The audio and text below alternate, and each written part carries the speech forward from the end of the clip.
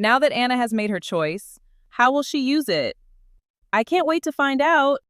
Anna couldn't miss any more work, and the following Monday was a work day. She promised her mother she would come home if anything felt funny. Renee knew how she had been around the general human population, but this was different for every baby vampire. Her fear had switched gears since the transformation.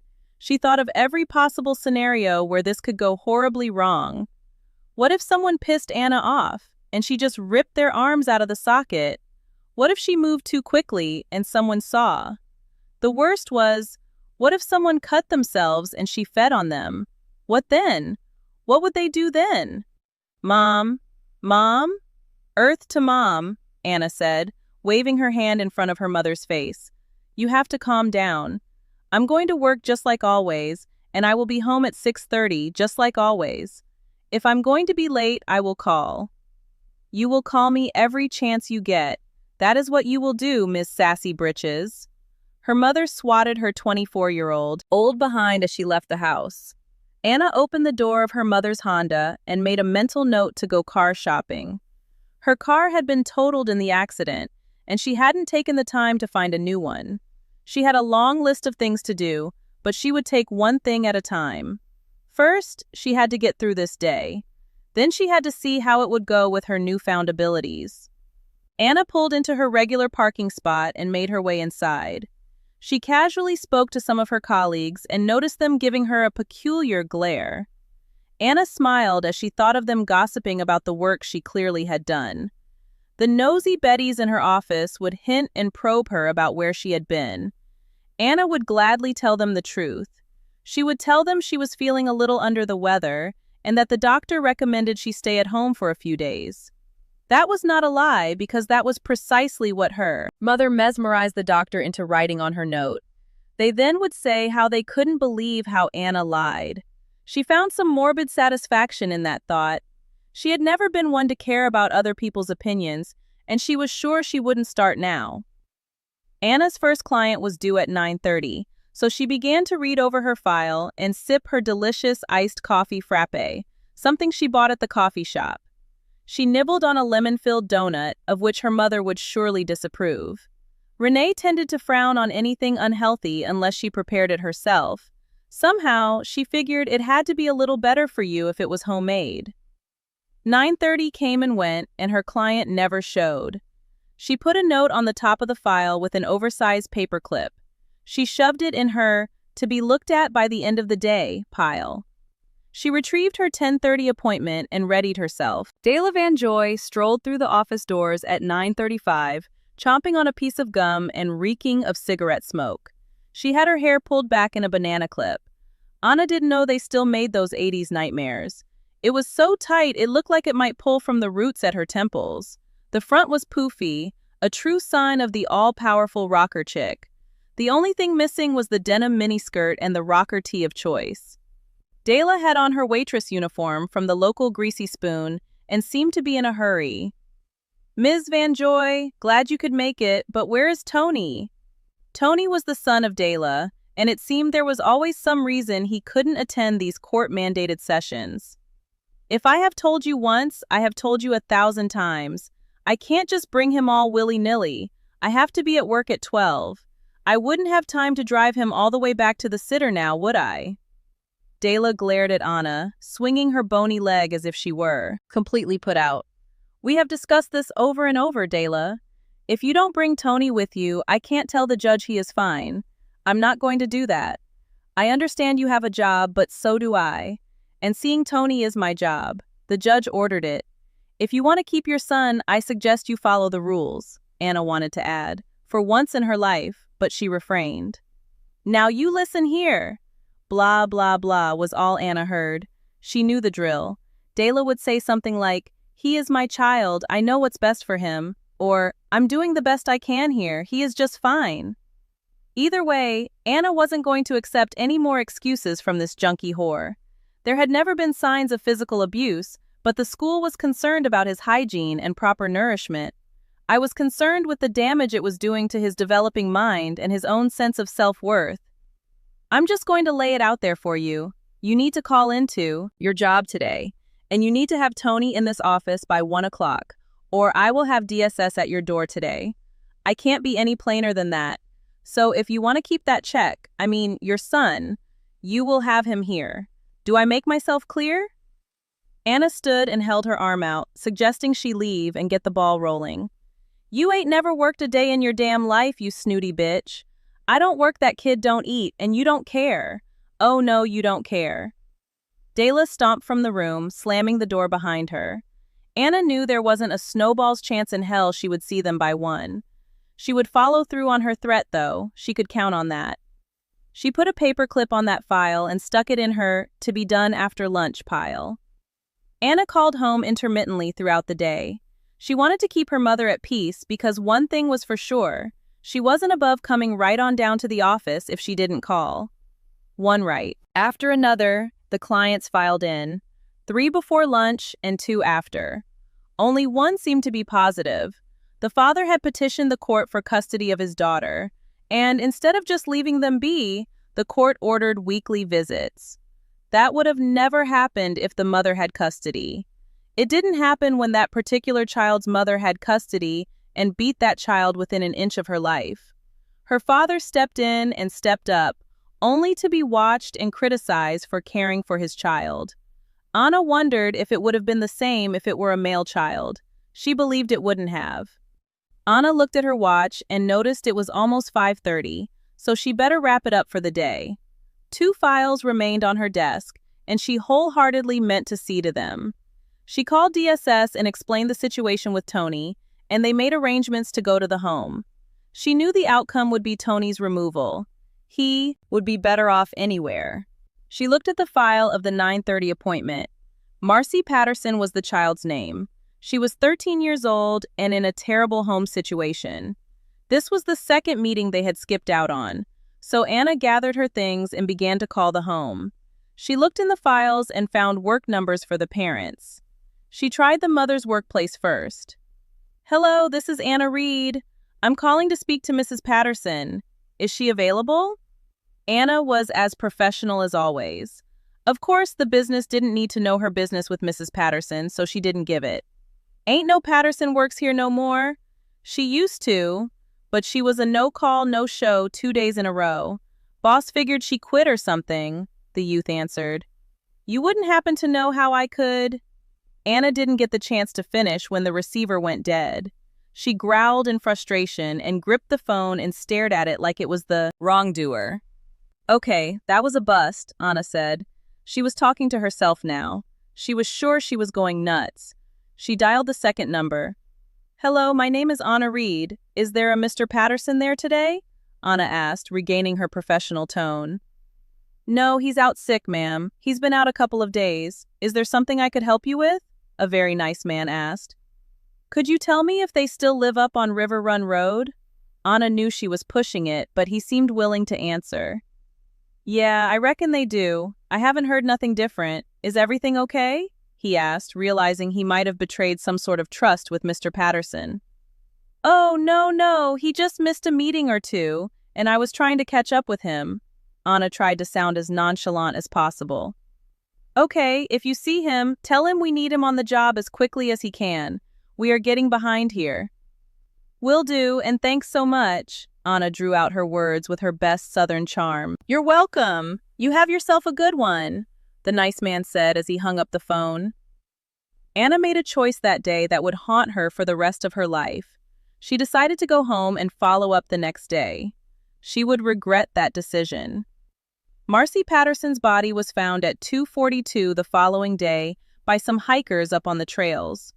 Her body was nude except for one pink sock. She had been strangled and sexually assaulted. Marcy's mother hadn't been in for several days, but Marcy had been deceased for less than 24 hours. Anna's pain turned to fury. She had never felt such rage in her life. She wanted to kill the person who had taken this young girl from the world. Although Marcy was 13 years old, her body was the size of a 9 or 10-year-old child. Her social interactions were strained and highly dysfunctional. Marcy was bullied and harassed by her peers, who viewed her as poor white trash. Marcy did reasonably well in school but never excelled. Her teachers had little to say about her, and Anna believed it was because they didn't take the time to check on her. They didn't have time to be bothered with a lost cause. People in authority felt it was above their pay grade to do very much regarding a seemingly lost cause, and it sickened Anna. The people in charge of this child 8 hours a day had to have seen her condition. They knew the pay rate when they took the jobs they chose. If their job was such a burden for the pay, they should have made a career in another field. Anna knew she had to get out of the office. She knew she wouldn't be able to control her rage. She worried about what she would do if anyone were to upset her anymore today. So she rearranged her schedule for the day. She could make her calls from home. Anna's boss could see this wasn't a good day for her, so she insisted she take the day off and collect herself. That's the most challenging part of this job, Anna. You can't save them all. We can only do our best, and you did that. No one expected any more than you did. We have all been where you are right now, Mrs. Baker said. She empathized with Anna because she had been there several times in her many years on the job. My head knows that, but it's my heart that doesn't. She might have still been alive had I gone after work. Maybe I could have stopped it. Finally, Anna broke down, and the tears flowed like rain. Or maybe you could have died too. We don't know who did this horrible thing. What we do know is that whoever did it is a monster. You couldn't have stopped them, and I'm afraid they would have hurt you if you'd tried. Mrs. Baker rubbed Anna's arm in a comforting manner, but nothing would have soothed her. Anna knew she could have stopped it. She knew she was the monster who could have protected that little girl if she hadn't wanted to go home. I will get my work done today. I will be in the office first thing in the morning. It is just a rough day today, but I will be okay. Anna gathered up her things and said her goodbyes. Anna and her mother were as thick as thieves, and Anna called her immediately from the car. Anna told her mother about Marcy and all the terrible things she knew so far about the case. You just come on home now, baby. We will sit down, have some coffee, and talk this out. Then you can give yourself a little break before you make your calls. Renee had a solemn tone to her voice, and Anna found it interesting. Anna threw her bag down on the table by the door and flopped down on the sofa. She wiped at her eyes that were semi-swollen and still wet with tears. Renee came from the kitchen with 2 steaming cups of coffee, 2 sugars, and some cream, just like Anna liked it. Renee took her place at the end of the couch and patted her daughter's leg. This is a hard one, baby girl. You got this. You have. To snap out of these feelings of guilt. It wasn't your fault. We will do whatever you want to do together. I will help any way I can. Renee had never seemed so intent on anything. Anna just sat there a moment before she realized what her mother meant. What can we do? I don't even know where to start, Anna said with a look of defeat in her eyes. Well, about that, I called Nick, Renee said. Nick, why? Anna said in a perplexed manner. You said that the reason you wanted this gift was to punish the guilty. Well, whoever did this to this child is definitely guilty. They need to be punished. But I don't think anything the law could do to them would be good enough. Do you? Renee said with a little bit of the devil in her eyes. What did Nick say?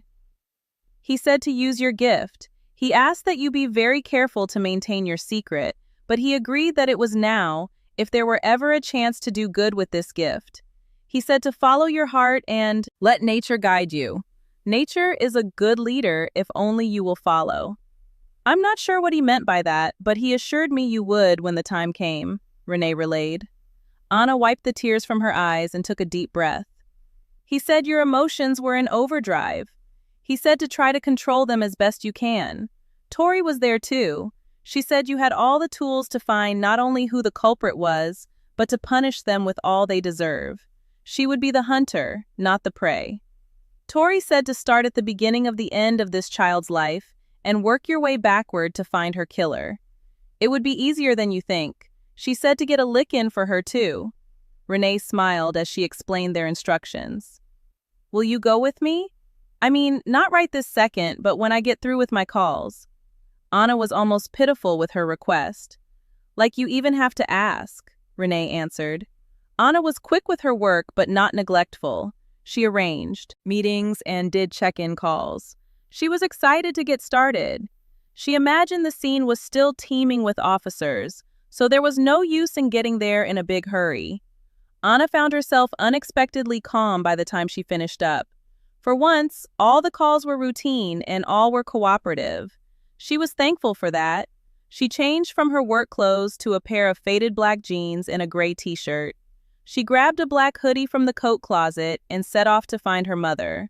Renee was sitting on the swing on their front porch, patiently waiting. She was wearing khaki cargo pants and a nice polo. Her hair was pulled up in a ponytail, as was Anna's. "Let's roll," Renee said, keys in hand. The two parked the car and walked through the heavily wooded area adjacent to the well-marked trail. They heard the officers speak about the lack of evidence in the gruesome scene they had found. Their acute hearing was their advantage. They knew when the officers were on their way out for the day. Their lack of enthusiasm aggravated Anna, but she'd had enough of them all. They chose just to leave when their shift ended instead of searching for more clues. However, this would work in favor of the two amateur sleuths. Anna was careful not to disturb any police tape or the evidence cards placed randomly around the scene. There were hundreds of footprints and even an empty candy wrapper lying nearby. Anna was sure some desensitized police officer, well past his use-by date, stood and ate a candy bar in the same spot where a little girl was brutally murdered. She could almost see his annoyance and boredom as he waited in the hot sun. Anna hoped she would never lose her fire for justice. "What do we do now?" Anna asked her mother. She was at a loss about the next step she was to take. Renee closed her eyes and put her finger to her lips to silence. Anna.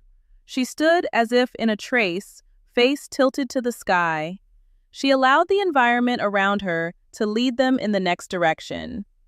"All I can smell is the blood," Renee finally said. Anna adopted her mother's trance-like state. She took in every sound and every smell around her. She allowed nature to feed her senses. She began to leave the general area and walked forward and back, to the left and the right. She moved back to her original front-facing position and moved forward. "I think we need to go this way. Can you smell that?" Anna asked her mother. "Yeah, it's faint, but I do." Renee looked surprised by her revelation. "The blood is strongest here than nothing in any direction except straight ahead." Anna pointed her finger straight ahead of them down the path. "He brought her down this way, I think." Anna still wasn't sure, but it was all they had. Renee and Anna began to follow the metallic smell of the blood. It seemed that the farther they had gone, the more pungent the smell. Anna tried not to think about poor Marcy bleeding as he carried her body down the path. Anna only hoped she was dead and at peace when he dumped her body in this lonely place. Anna knew she was injured badly, so maybe she was, at least, not conscious of the abandonment. The trail branched to the right and crossed a stream into the heart of the wooded area. Anna wasn't sure exactly where they were now, but she wasn't stopping, not yet. Minor signs not visible to human eyes were everywhere along the trail. Anna flexed her new eyes to see them all. She saw small fibers caught in the branches of low-lying branches. She saw the blood droplets on the fallen leaves. A new smell mixed with the old. It was a familiar smell of cologne, but Anna couldn't place it. "I smell it," Renee said while picking up her pace. The wooded area stopped as soon as it had begun, and Renee and Anna were staring up at a guardrail. They climbed the bank and saw they were right beside Highway 58. It was a rural section of the highway with not much traffic. Anna's heart fell. She thought they had lost the trail. "You're not giving up that easily, are you? I didn't raise no quitter." Renee pushed Anna in the center of her back for encouragement. "Not too sure what to do now, are you?" Anna said, hands on her hips, looking up and down each side of the road. A huge rock sat in a pull-off area, and Anna took a seat. "What's your plan, Stan?" Anna asked her mother, throwing her hands in the air. "First thing we are not going to do is to stop now. We have lived here all our lives. Let's think about where we are a minute. What's close by?" Renee said with the same hand on the hip stance. The two thought for a moment, and both said nothing. There was nothing close by to this. It was miles to the next house and no business or anything around. Okay, all we can do is work backward from here. First, we can go this way and see if there is anything. We can see if we can't find the scent again. Anna had a new determination now. Can we at least go get the car? We can stop here and there and check. Renee wiped at her brow as if to say, shoo, she was tired, even though Anna knew she wasn't. Well, duh, Anna said, rolling her eyes and climbing over the guardrail again. When they were back at the car, it took them a minute to figure out how to get where they had been by car, but they managed to figure it out. They stopped at the rock to make sure that it was indeed the same rock. Then they began moving slowly up the road. The car didn't exceed 30 miles per hour, as Renee and Anna held their heads out the window like old dogs out for a joyride. Miles went by with nothing until a small country store came into view. Neither remembered it because mainly trout fishers and hikers stopped there to buy snacks. The occasional lost soul on the parkway found their way there for directions, but it wasn't a regular stopping point for most locals. Let's see what we got here, Anna said, hopping out of the car. The old country bell rang as they pushed in the door. It was a loud doorbell from a different time. Renee began looking around at the various outdated snack cakes and melted candy bars. Anna took bottled water from an ice barrel long since depleted of ice. All that remained was tepid water in which the bottles floated. Renee opened a small cooler and immediately closed it. She and Anna held their noses. If there was anything worse than the smell of rotten fishing worms, Anna didn't know what it was. It was terrible before her extraordinary nasal abilities. Now it was unbearable. Oh yeah, been meaning to clean that out. What can I do you for? An older man said, coming from the back room, where Anna could see a recliner and hear a TV blaring in the background. Just been out riding today. Thought we would stop in and get us something to drink, Anna said, producing the water bottle from her arm. Sure thing. Let me ring that up for you, he said. Anna produced $2 from her pocket and told him to keep the change. Anna looked at Renee for any suggestions about what to do next. It has been a long time since I've been up this way. It sure is pretty up here.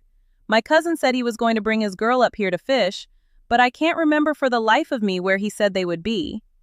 Renee started walking to the counter. She had a big smile and did all the things a woman did to get her way. She acted super interested in anything the man had to say. She hung on his every word. Her behavior left him agreeable to having a conversation with the two lovely young ladies. I ain't seen nobody much today. All week, really. I just had that one couple come through yesterday, I think. Yeah, it was yesterday. 'Cause the president was on the TV. I just don't know about that pres-ident of ours.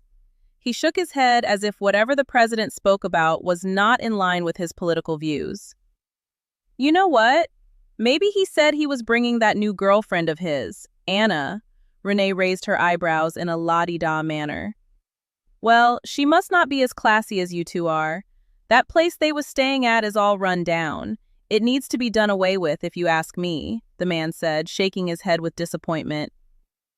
Oh no, ew, she sounds a little trashy, Renee said, holding her hand over her heart.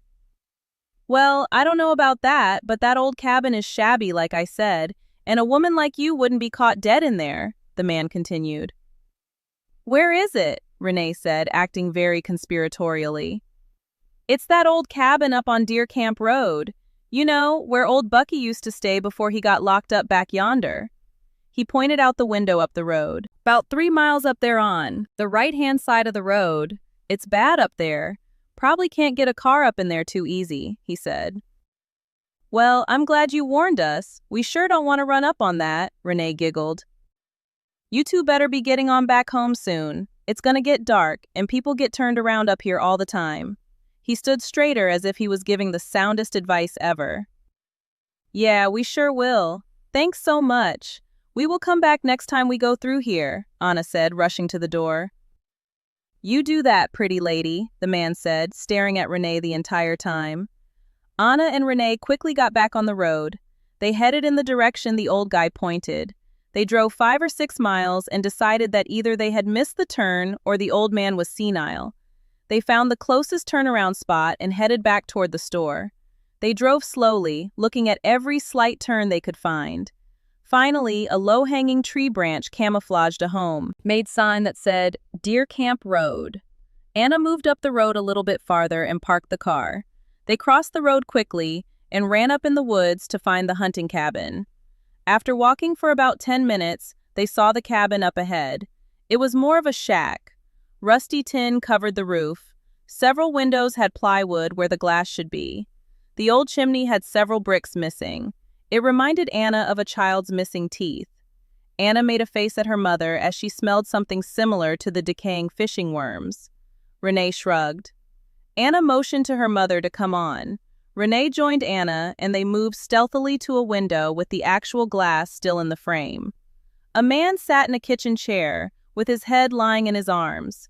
He appeared to be sleeping until Anna saw the half-emptied liquor bottle on the table beside him. There was no glass, so he must have been chugging it straight from the bottle. Anna couldn't see the man's face, but it sure did look like the Patterson man from where she stood. Renee pointed around the side to show Anna she planned to go around for another look. Anna nodded. She glanced over to where the driveway once had been, before grass and potholes filled with water took it over. A beat-up old Pontiac was sitting there. The car looked almost as shabby as the cabin, but she went to take a look. The closer she got to the car, the stronger the pungent smell permeated from inside. She got two distinct odors. One was like dead worms. The other was blood, Marcy's blood. Psst, psst, Anna whispered, waving for her mother. Psst, really? God, what is that smell? Renee held her nose for emphasis. Marcy and I suspect there is something in that trunk, Anna said, patting the trunk with her hand. I'll pull the latch, Renee said, slowly opening the driver's side door. The overhead light blasted on, and Renee wasted no time hitting it with her fist to extinguish the light. She found the latch, and the trunk lid released with a low popping sound. Anna held it closed until her mother rejoined her in the back of the car. There was no way she was going to open it without her. Anna slowly lifted the lid and peeked with one eye open into the darkness of the trunk. The sun was starting to set, making the whole thing even more creepy. The smell rushed out to meet them, and they were staring into the dead eyes of Marcy's mother. It appeared she was brutally beaten, and there was one bright red line circling her neck. There was no more blood to spill from her lifeless body. She had bled out in whatever hellhole he had killed her. Her milky white eyes stared aimlessly into the evening sky. Anna turned and was almost sick from the sight. Renee gently took Anna's hand from the trunk lid and closed it quietly. Let's do this, Renee said. There was no sickness or remorse in her words, only revenge. There was no doubt the man in the cabin was guilty. He carried his proof with him in the trunk of his battered old car. They didn't try to be quiet anymore.